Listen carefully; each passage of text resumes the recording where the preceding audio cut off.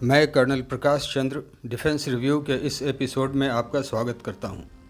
इस एपिसोड में हम 15 जून 2020 के रात में हुए हिंसक झड़प के बारे में बात करेंगे, जिसमें हमारे 20 बहादुर जवान गलवान वैली में शहीद हो गए। लेकिन उन्होंने चीन को एक ऐसा सबक सिखा दिया जिससे चीन की सारी हेकड़ी निकल गई। चीन लंबे समय तक इसे नहीं भूल पाएगा। हमारे जवानों के इस शौर्य ने देश में एक नई ऊर्जा और डिटर्मिनेशन को पैदा किया है। इस एपिसोड में हम गलवान वैली में हुए हिंसक झड़प के बारे में चर्चा करेंगे और ये बात करेंगे कि हमारे पास अभी क्या ऑप्शंस अवेलेबल हैं। साबरमती आश्रम का ये फ़ोटो देखिए और सबसे पहले इस गद्दार और धोखेबाज को पहचानिए जो कुछ समय पहले भारत के दौरे पे आया था। इस व्यक्ति का नाम ज़ाई जिनपिंग है और यह चाइना का प्रेसिडेंट है।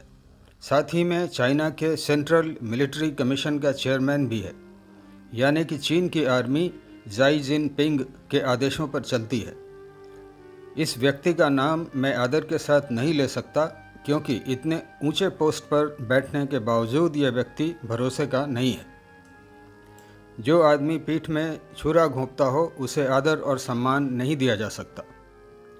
ज़ाई जिनपिंग चीन के आर्थिक और मिलिट्री पावर का इस्तेमाल करके दुनिया का सम्राट बनना चाहता है। आज 3 देश दुनिया के लिए सरदर्द बन गए हैं। इन देशों का नाम है चाइना, पाकिस्तान और नॉर्थ कोरिया।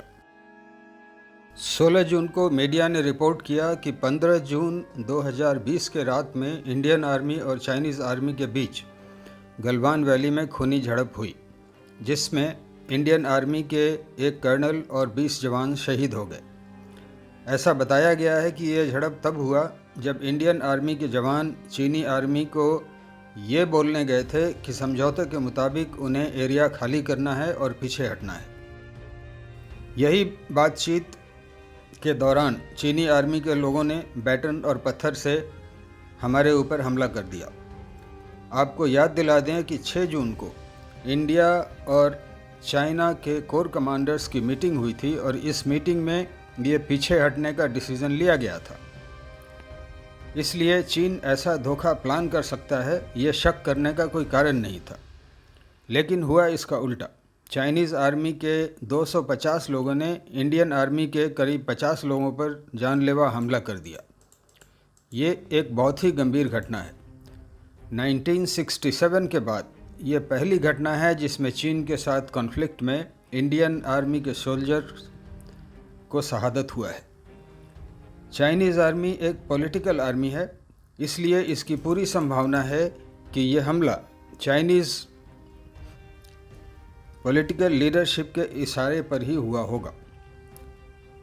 अब दोनों साइड के सीनियर मिलिट्री ऑफिसर्स सिचुएशंस को डिफ्यूज़ करने में लगे हुए हैं। इंडियन आर्मी के जवानों ने बहुत जल्दी रिएक्शन दिया और इस झड़प में चीन के करीब 50 लोग मारे गए। बाद में उस एरिया में चीन के हेलीकॉप्टर भी देखे गए थे जो अपने घायल ट्रूप्स को इवैक्यूएट कर रहे थे। चीन के किसी भी अखबार ने इस खबर को नहीं छापा है। चीन ने कोई स्टेटमेंट नहीं दिया है कि उसके आर्मी के कितने लोग मारे गए हैं। लेकिन इस घटना से एक बात तो इंडिया को और पूरी दुनिया को साफ हो गया है कि चीन एक जिम्मेदार देश नहीं है। जब चीन का प्रेसिडेंट ही धोखेबाज हो तो उस देश पर कौन भरोसा करेगा। चीन का सरकारी अखबार ग्लोबल टाइम्स ब्लेम कर रहा है कि इंडिया चीन के बॉर्डर के पास रोड वगैरह बना रहा है। ग्लोबल टाइम्स ये भी ब्लेम कर रहा है कि इंडिया ने LAC line of actual control के पार चीन के एरिया में भी इंफ्रास्ट्रक्चर का निर्माण किया है। ग्लोबल टाइम्स आगे लिखता है कि इंडिया घमंडी है और जानबूझकर LAC पे टेंशन बढ़ा रहा है। इस अखबार ने वार्निंग दिया है कि इंडिया को इस गलतफहमी में नहीं रहना चाहिए कि इंडियन आर्मी चाइनीज़ आर्मी से ज़्यादा मजबूत है। चीन इसलिए भी नाराज़ है कि इंडिया ने अमेरिका द्वारा शुरू किए गए इंडो पैसिफिक इनिशिएटिव का पार्ट होना स्वीकार कर लिया है। इस टॉपिक पे मेरा अगला वीडियो ज़रूर देखिएगा। तो चलिए देखते हैं कि चीन का सरकारी अखबार ग्लोबल टाइम्स कितना झूठ बोल रहा है। सबसे पहले इस मैप को देखिए। ये 2019 का मैप है। चाइनीज़ आर्मी का बिल्डअप बहुत साफ साफ दिखाई दे रहा है। इस फोटोग्राफ में चीन ने जो ज़बरदस्त तैयारी की है वो दिखाई दे रहा है। आप देख सकते हैं टोर्ड artillery, armoured units, self propelled artillery और आर्मर्ड जीप इस फोटो में दिखाई दे रहे हैं। भारी संख्या में आर्मी ट्रक्स और रहने के बैरक भी दिखाई दे रहे हैं। यहाँ तक कि जवानों के लिए फायरिंग रेंज भी बना हुआ है।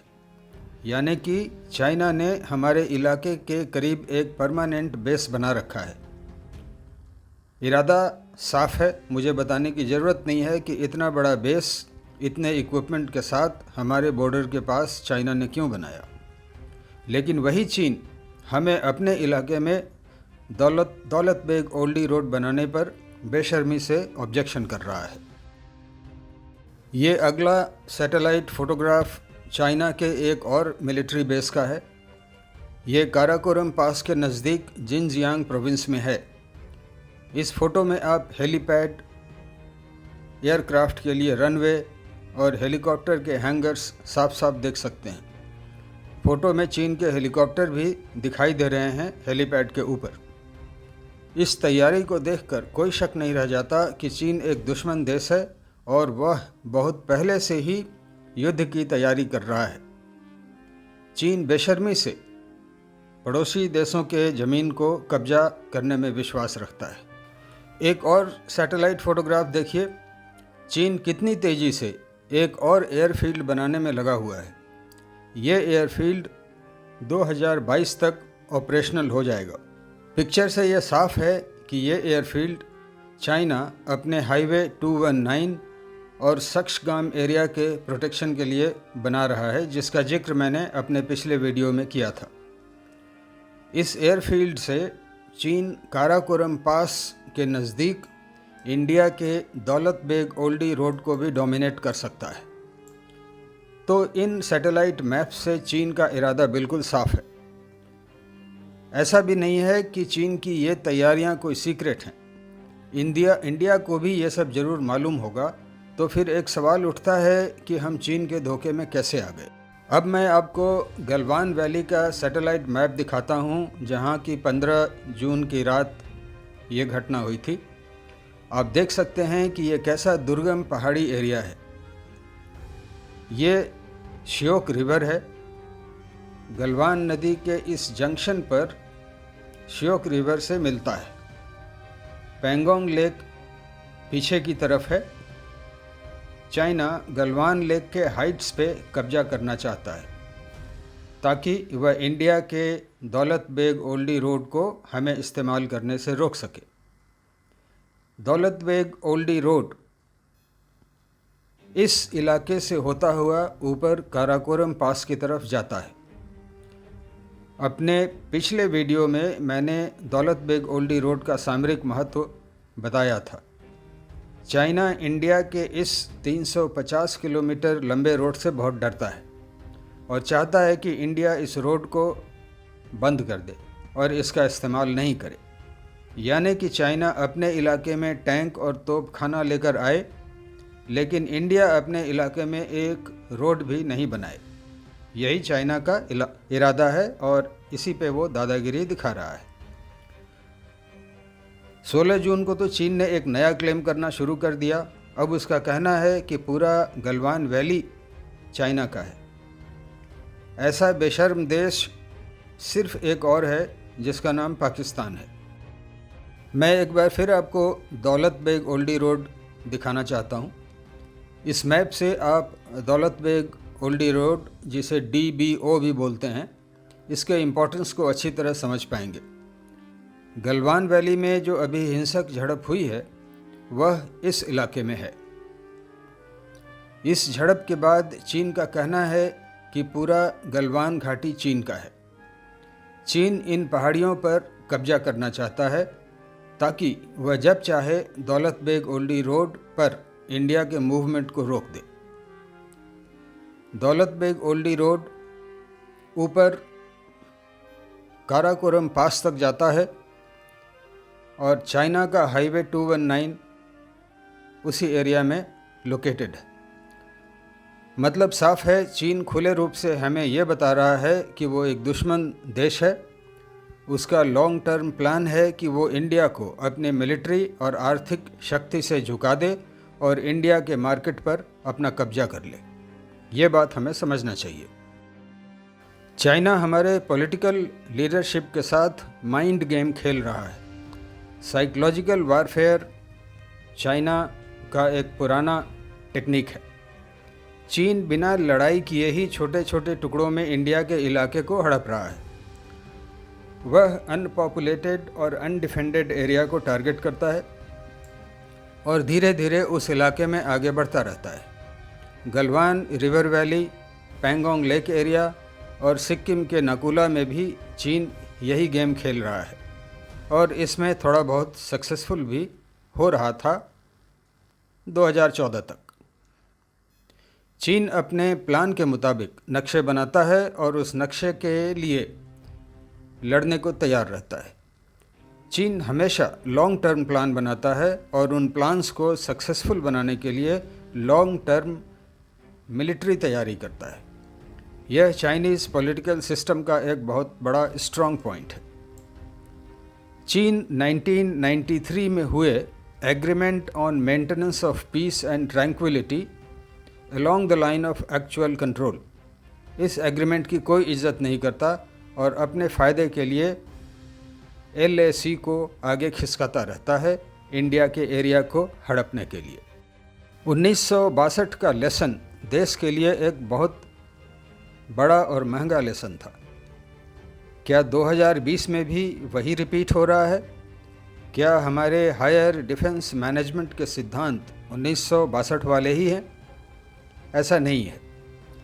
अभी की केंद्रीय सरकार देश की सीमाओं को लेकर बहुत गंभीर है और चीन के दबाव में नहीं आने वाली है। अब देखना है कि केंद्रीय सरकार इंडियन आर्मी को एक्शन लेने में कितना फ्रीडम देती है। ये फ्रीडम असली होना चाहिए, सिर्फ अखबारों में छपने वाला फ्रीडम नहीं होना चाहिए। अगर हम लिमिटेड ऑफेंसिव लॉन्च करके गलवान रिवर वैली के एरिया को अपने कब्जे में नहीं लेते तो हमारा परमानेंट नुकसान हो जाएगा। ये एक टेस्ट केस है। ये अभी नहीं तो कभी नहीं वाला सिचुएशन है।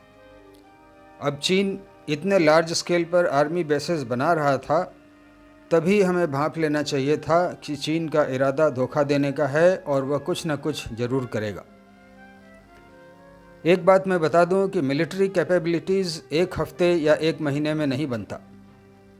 जब चीन हमारे बाउंड्री के चारों ओर अपने मिलिट्री बेसेस का घेरा बना रहा था, तब हमने मैचिंग कैपेबिलिटी उन एरियाज़ में क्यों नहीं डेवलप किया? हमें भी ऐसा कर लेना चाहिए था। चीन पर विश्वास करना बहुत बड़ी भूल होगी। अब मैं ब्रीफली ये एक्सप्लेन करूँगा कि चाइना के द्वारा इन एक्शन से इंडिया कौन कौन से चैलेंजेस फेस कर रहा है। ये बहुत बड़ा विषय है, लेकिन मैं इसको छोटे तौर पे पॉइंट वाइज एक्सप्लेन करूँगा। चाइना के इकोनॉमिक राइज ने नियमों पर आधारित वर्ल्ड ऑर्डर को खतरे में डाल दिया है। चाइना एक गैर जिम्मेदार देश है जो अपने आर्थिक और मिलिट्री पावर का गलत इस्तेमाल वर्ल्ड लीडर बनने के लिए कर रहा है। ये एक बहुत बड़ा चैलेंज है। चीन ये सोचता है कि कोई भी देश चीन को अपोज नहीं कर सकता, क्योंकि अपोज करने वाले देश को भारी आर्थिक नुकसान होगा। चीन को यह गलतफहमी है कि दुनिया के देश अपने सामानों के लिए चीन पर इतने निर्भर हो गए हैं कि वो चीन के अगेंस्ट जाने की हिम्मत नहीं करेंगे। लेकिन कोरोना वायरस के समय चीन का जो गैर जिम्मेदाराना व्यवहार रहा, जिसे दुनिया के देशों को पसंद नहीं आया। दुनिया के अनेक देश चीन के बारे में अपना ओपिनियन अब बदल रहे हैं। चीन छोटे और गरीब देशों को आर्थिक सहायता देकर अपने जाल में फंसाता है और बाद में उनके एरिया में मिलिट्री बेसेस बनाता है या अपने आर्थिक फ़ायदे के लिए उन्हें एक्सप्लॉइट करता है। इन्हीं कारणों से दुनिया के देश अब चीन को पुश बैक कर रहे हैं और चीन के टैक्टिक्स को समझने लगे हैं। दुनिया के देश अब ये समझ गए हैं कि चीन कभी भी एक जिम्मेदार देश की तरह व्यवहार नहीं कर सकता और इसलिए चीन से सावधान रहने की ज़रूरत है। G7 के देश अब G10 में बदलना चाहते हैं। इसके लिए वो इंडिया, ऑस्ट्रेलिया और साउथ कोरिया को G7 के साथ जोड़ना चाहते हैं। चीन के ह्यूवेई 5G नेटवर्क को बंद करना इस दिशा में एक इम्पॉर्टेंट कदम होगा।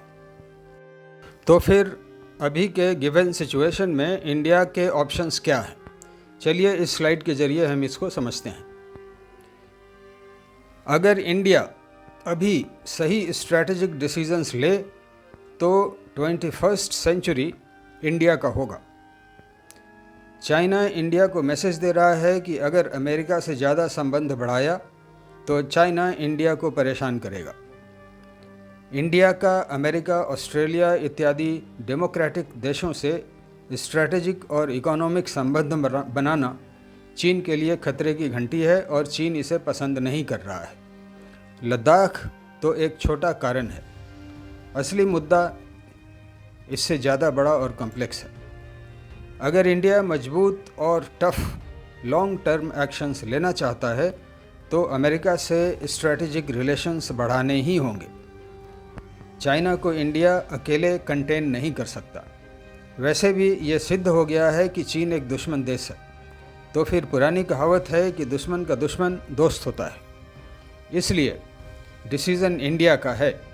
क्या इंडिया हमेशा चीन से दबकर रहेगा या इस मौके का फ़ायदा उठाकर वर्ल्ड लीडरशिप के स्टेज पे आएगा? दुनिया इंडिया की तरफ आशा की निगाह से देख रही है। पहला स्टेप इंडिया को लेना है। गलवान वैली में एक्शन करके चाइना इंडिया को यह मैसेज दे रहा है कि इंडिया को अमेरिका, ऑस्ट्रेलिया इत्यादि देशों के साथ कोई कोलिशन नहीं बनाना चाहिए, न ही उनके नेवी के एक्सरसाइजेज वगैरह में शामिल होना चाहिए। ऐसा चाइना इसलिए कर रहा है कि अगर ये कोलिशन बना तो उससे चाइना के एम्बिशंस पे रोक लगेगी। इंडिया के प्रधानमंत्री ने क्लियर मैसेज दिया है कि गलवान वैली के शहादत का बदला ज़रूर लिया जाएगा। उन्होंने ये भी कहा है कि देश के हर एक इंच ज़मीन की सुरक्षा की जाएगी। इसलिए ये साफ है कि चीन का धीरे धीरे ज़मीन हड़पने वाला प्रोग्राम का द एंड आ गया है। अब आगे वो ऐसा नहीं कर पाएगा। हमें गलवान वैली या किसी और इलाके में लिमिटेड ऑफेंसिव करके चीन को स्ट्रॉन्ग मैसेज देना ज़रूरी है। इसका समय अब आ गया है। हमें LAC पर कहीं और भी ऑपरेशन करना चाहिए, जैसे कि अक्साई चीन एरिया में या फिर पैंगोंग लेक एरिया में। ऐसे बहुत से पॉइंट है जहां की लिमिटेड ऑफेंसिव किया जा सकता है। इंडिया को वन चाइना पॉलिसी को भी अपोज करना चाहिए और खुले रूप से चीन के उन हिस्सों को सपोर्ट करना चाहिए जिनको चीन ने हड़प कर चीन में मिला लिया है। इंडिया को हांगकांग और तिब्बत को भी सपोर्ट करना चाहिए। आप इस नक्शे से देख सकते हैं कि कितने देशों के हिस्सों को चाइना ने धीरे धीरे करके अपने में मिला लिया है और इतने बड़े साइज़ का हो गया है। इंडिया को अन्य डेमोक्रेटिक कंट्रीज़ के साथ कोलिशन बनाना चाहिए जो चीन के इकोनॉमिक और मिलिट्री इरादों को सफल होने में बाधा पैदा करें। अगर इंडिया पहल करे तो America, Australia, Taiwan, Japan, south Korea इस कोलिशन में शामिल हो सकते हैं, लेकिन पहल इंडिया को करनी होगी। फाइनली हमें यह भी समझना ज़रूरी है कि चीन के प्रेसिडेंट जाई जिनपिंग का पोजीशन कम्युनिस्ट पार्टी में कमज़ोर हो रहा है। जाई जिनपिंग ने कोरोना वायरस सिचुएशन को जिस गलत तरीके से हैंडल किया और दुनिया में चीन की जो बदनामी हुई उसे लेकर भी कम्युनिस्ट पार्टी उनसे खुश नहीं है। ये भी एक इम्पॉर्टेंट कारण है जिसकी वजह से जाई जिनपिंग अपना मिलिट्री पावर इंडियन बॉर्डर पे दिखा रहा है, ताकि उनका घरेलू इमेज में सुधार हो, लोग समझें कि वो एक बड़े स्ट्रॉन्ग प्रेसिडेंट हैं। साल 2014 तक सब कुछ ठीक था, चाइना को कोई ऑब्जेक्शन नहीं था क्योंकि कांग्रेस और कम्युनिस्ट पार्टी सेंटर में था और चीन का दोस्त था।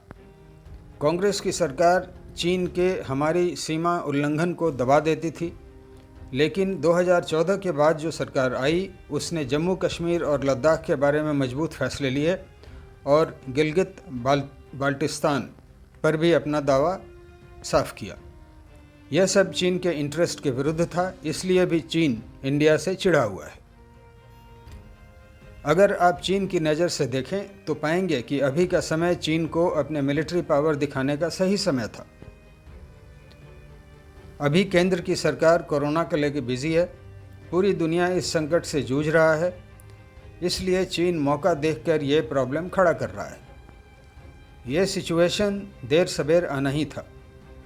चाइना जितनी हेकड़ी दिखा ले वो इंडिया से ऑल आउट वार का रिस्क नहीं ले सकता, उसकी भी इकोनॉमी चौपट हो जाएगी।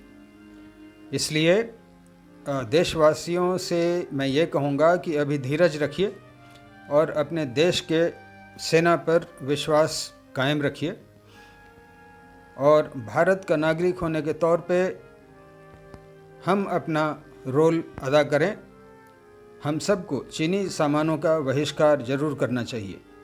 देश के जिम्मेदार नागरिक के तौर पर हम इतना कोशिश तो ज़रूर कर सकते हैं। जय हिंद।